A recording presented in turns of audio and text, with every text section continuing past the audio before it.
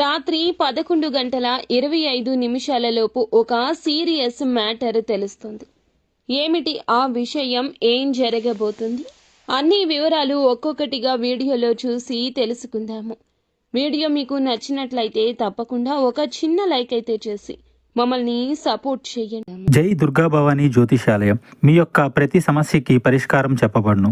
అన్ని విషయాలు ఫోన్లో స్వయంగా చెప్పబడును. ప్రేమ, పెళ్లి, ఉద్యోగం, వ్యాపారంలో నష్టాలు, భార్యాభర్తల మధ్య గొడవలు, కోర్టు సమస్యలు, మనశ్శాంతి, ఆరోగ్య శాంతి, లక్ష్మీ శాంతి, గృహశాంతి, దిష్టి తీసిన నిమ్మకాయలు దాటడం, నరదిష్టి, నాగదోషం, ఆరోగ్య సమస్యలు, ఎటువంటి సమస్యలకైనా పరిష్కారం చూపబడును. మీ సకల సమస్యలకు పరిష్కారం చూపబడును. స్త్రీ పురుషులకు ఎటువంటి సమస్యలున్నా 100% పరిష్కార మార్గం చూపబడును. గురూజీ రామరాజు గారు.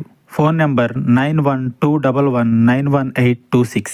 ఇక ఆలస్యం లేకుండా వీడియోలోకి అయితే వచ్చేద్దాము. ఈ రాశి వారికి ఎన్నో ఒడిదుడుకులు ఉంటాయి. ఎదుర్కొని పై స్థాయికి వస్తున్నారు.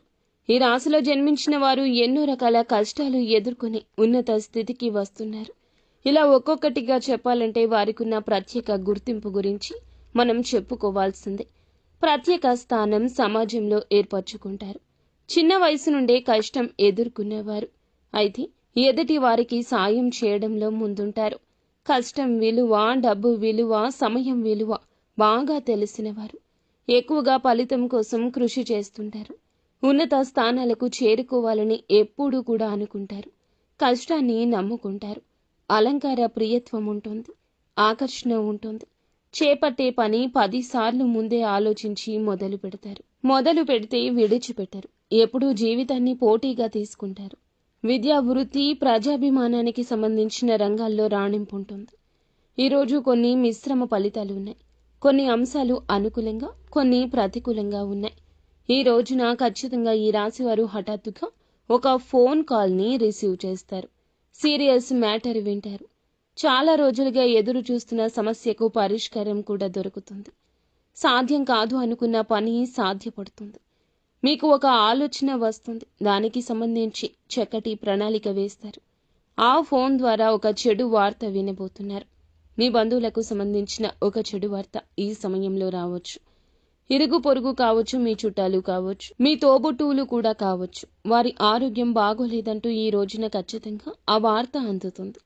మీరు కాస్త ఆందోళన చెందుతారు. అయినప్పటికీ శివయ్య పైనే పూర్తి భారాన్ని వేసి శివనామస్మరణ చేసుకోండి. ఈ వార్త తెలియగానే పరమశివుని వద్దకు వెళ్ళండి.